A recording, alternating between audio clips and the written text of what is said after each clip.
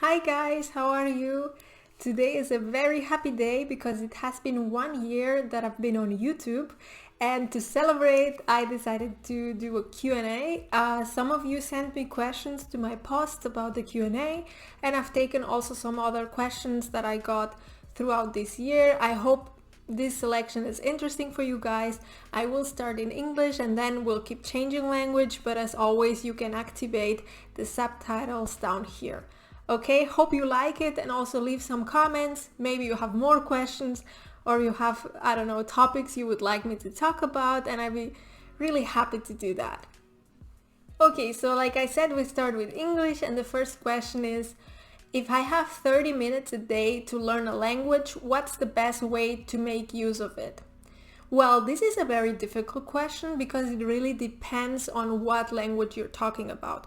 For instance, if I was to learn Japanese or Chinese or a language which is completely different from my own, which I have no idea about, probably the best use would be to have a one-to-one with a teacher and try to learn the first basic sentences maybe, or to learn the grammar, the structure of the language.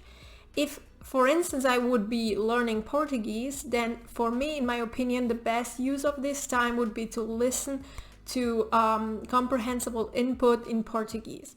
So it really depends on where you're standing, what kind of language it is, and if it's very similar or different. But for me, in general, if possible, the best way is to use the natural method, or the natural approach, which is what I'm using for Italian. So lots of input and relax, maybe go for a walk or listen while you're cooking or something like that. That's like my tip.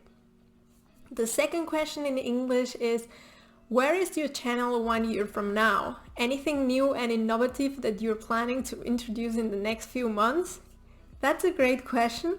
For that, I would also need your feedback, but I'm really thinking about trying out some live sessions, maybe gathering some questions, for instance, for, I don't know, learners of German, and just going through the questions and maybe having this interaction, which is kind of missing. We're already having interaction, but it's not like at the same time, so it would be maybe interesting to, be answering some of your questions, and then at the same time you ask, well, can you give another example? It's still not clear, or something like that. So I'm thinking about it. I'm a little afraid to do that because my internet connection is not that great, and I hope I can give it a try because I think it would be great. Yeah, thanks for the question.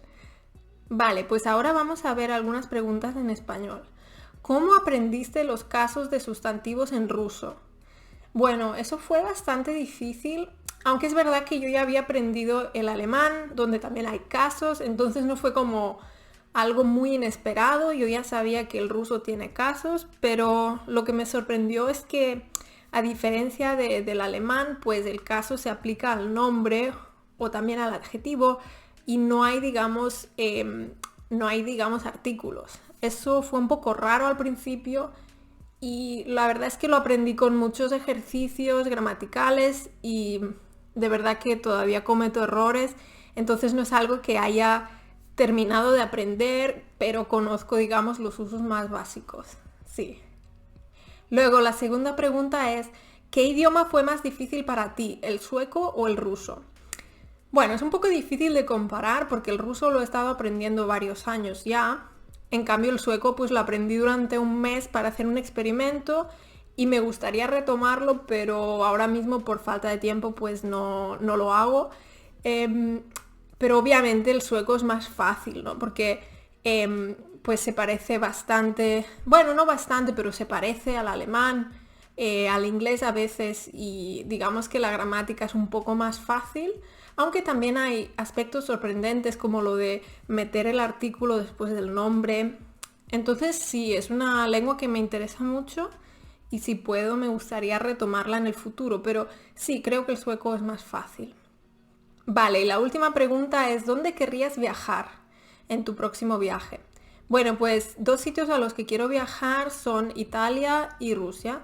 Ambos porque estoy aprendiendo la lengua y nunca la he usado en el país, entonces sería muy chulo poder hacerlo. Me gustaría mucho, sí. Ara tenim algunes preguntes en català. Com ha canviat la teva vida des que vas començar amb YouTube? Crec que la meva vida ha canviat perquè, evidentment, he d'enregistrar, he d'editar, he de fer moltes coses que abans no feia, però també ha canviat perquè tinc més connexió amb persones que no conec directament i això m'ha servit també per poder millorar, per exemple, en llengües que ja parlava o poder començar a aprendre una nova llengua. Trobo que YouTube m'ha servit molt de motivació per seguir endavant amb l'aprenentatge d'idiomes i per conèixer persones també m'ha servit per conèixer persones amb el mateix interès per les llengües que jo. Llavors, una altra pregunta similar, què és el que més t'ha sorprès al llarg del camí de YouTube? La veritat és que m'ha sorprès molt veure certes reaccions molt positives. Tenia una mica de por dels trolls i la veritat és que en general m'ha sorprès veure tantes reaccions positives i m'ha agradat veure que el que faig serveix a altres persones i això em fa feliç. No pensava, la veritat, que em faria tan feliç, però és així. Llavors, també una pregunta en català. El teu superpoder de parlar 7 idiomes pot ser a la vegada un impediment quan el nombre de subscriptors o de visites. Has pensat alguna vegada en enfocar-te en només un idioma a YouTube? És una molt bona pregunta i penso que és cert. O sigui, el fet de centrar-me en diferents llengües pot fer que moltes persones potser perdin l'interès i potser seria més fàcil concentrar-me a nivell de creixement del canal, seria més interessant concentrar-me en una sola llengua. Però he de dir que personalment això em semblaria molt avorrit perquè a mi m'agrada la varietat, m'agrada fer coses diferents i trobo que seria una llàstima només dedicar-me a un idioma. Però entenc que a nivell de concepte pel canal del YouTube, per créixer i tot això, segurament seria millor. Però he decidit fer-ho així perquè penso que ha de ser un projecte que a mi m'agradi, que a mi em faci il·lusió per poder crear materials autèntics i que siguin útils. Però això és només la meva opinió. Много людей хотят знать, когда я начинала учить русский язык. Так точно сказать трудно, потому что я вначале одна учила и очень медленно учила. Так, только меня зовут и так далее, так очень мало. Но серьезно, можно сказать, я учила 2 года в Штутгарте и потом уже 4 года онлайн, может быть, скоро будет 5 лет. Так, можно сказать, 7 лет серьезно, но раньше так немножко уже учила. Много тоже спрашивают, надо так долго, чтобы говорить свободно по-русски. Но в первое это зависит от языков, которые ты уже говоришь. Конечно, для меня очень много проще учить итальянский, чем русский, да, это ясно. Но то же, что я делала, может быть, у меня была уже уровень А2 после 2 года, и потом я очень медленно учила, потому что только 1 час в неделю делала и почти не делала домашние задания, что это значит, если ты много делаешь, можешь и быстрее. Например, сейчас я читаю каждый день, и мне кажется, что мой русский стал лучше. Но надо делать что-то, потому что если ничего не делаешь, конечно, это трудно стать лучше, да.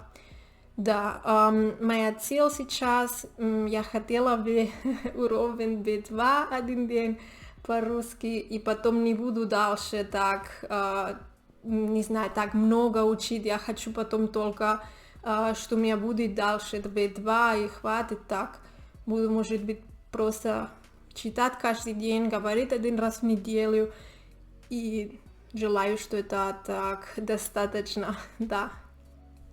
Dann hatte ich auch eine Frage bezüglich Vergleich zwischen Deutsch und Russisch. Sag mal, ändert sich der Satzbau im Deutschen und Russischen? Eigentlich würde ich sagen, nicht wirklich. Also ich finde halt, der Satzbau auf Deutsch ist viel fester. Es gibt klar, natürlich, wenn man spricht, ändert sich das ein bisschen, aber im Russischen gestaltet sich der Satzbau ein bisschen einfacher. Also man kann halt hier oder hier das platzieren und nicht halt so wie auf Deutsch. Aber das ist halt mein Eindruck. Ich bin auch keine Spezialistin von der russischen Sprache.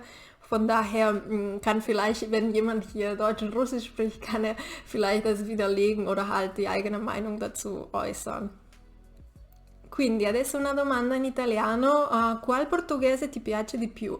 Il brasiliano oppure il portoghese di Portogallo? Sono un po' diverso. Non lo so, questa è la mia risposta, quindi ho imparato una settimana il portoghese, capisco il portoghese molto bene, ma ho un po' di paura di imparare adesso il portoghese perché il mio italiano non è ancora così buono, non è che ho studiato l'italiano tanti anni, quindi ho un po' di paura se comincio adesso il portoghese, cosa succederà con il mio italiano, quindi voglio impararlo un giorno, ma adesso spero un po' ancora e quando comincerò con il portoghese, quindi vedrò se voglio imparare il portoghese di Brasile o di Portogallo, devo pensarci, ma adesso non è necessario per me pensare a questo perché non voglio ancora cominciare. Sì. Since I asked everyone that they could write the questions in any language they like, someone wrote some questions in Portuguese. I'm trying to read them, but please be aware that I don't speak Portuguese, so maybe I don't pronounce it correctly. Yeah, so I'll answer in English if it's okay. Yeah. ¿Cuál fue su mayor dificuldad no aprendizado de una lengua até agora? ¿Cómo você passou por isso? So, what was the biggest difficulty while learning a language until now, and how did you kind of deal with that? Well, I would say the hardest issue the hardest things to learn for me are the cases in both German and Russian. And Russian vocabulary has also been kind of hard. And I mean, you gotta go through it, so you'll have to do a lot of exercises, use it and ask a lot of questions, and you'll still struggle with that. I think what's important about the cases is don't let them make you crazy about it and not talk, because there are people who are like, oh, I don't know the cases very well, so I'm just not gonna say anything. That's the problem that there is with the cases, I think, because I even met a guy, I'm not saying you should do that, but I even met a guy who was speaking German, and he would always say the for der, die, das, and he could still communicate. I'm not saying you should do that, but you shouldn't go to the other extreme and don't speak because you don't know if it's feminine or masculine or neutral. So I would say try to learn it, try to make some exercises on that, and don't obsess over it. Yeah. The second question in Portuguese is: Você tem alguma aplicação para celular ou computador que considera uma grande aliada sua para aprender idiomas? I use Duolingo. I like it, but it's not really perfect or anything. I just use it when I'm bored. For instance, if I'm on the bus or I'm just waiting for a doctor's appointment, I'm just, waiting. And I like it. I like these absurd sentences some people hate, but I like them. I find them funny. And I've used it for Italian lately and also at the beginning for Russian. And I like Duolingo, but I haven't tried that many other applications. I tried Busuu once and I really liked it as well. But I'm not using it very often. Like, I'm not using it daily. And the last one in Portuguese, quando começa a aprender novo idioma, quais são as coisas básicas que você procura aprender? O que você considera como básico? Well, when I start a new language, I sometimes take Duolingo because I like using it for, getting to know the very basics, getting to know how the structure is. and getting the feeling that I know something. I like it personally. But yeah, so the basic things to learn for me are like introducing myself, saying hi and stuff like that. There are things I don't care that much about, like the animals. It's not like it's important for me. But the first things to learn are, the basic verbs, the basic vocabulary to talk about yourself, your family, and your daily life, I would say. Okay guys, that's it with the Q&A. I hope you liked it, and you can also leave further questions down below. I love comments and I try to answer to all of them. Yeah, and if you haven't done so, you can subscribe. And if you like my channel, it would be great if you can share it with your friends or people you think who might like it as well. Okay guys, so hope to see you soon, and I'm just happy to see where we are in a year from now. So let's see. Okay guys, have fun. Bye.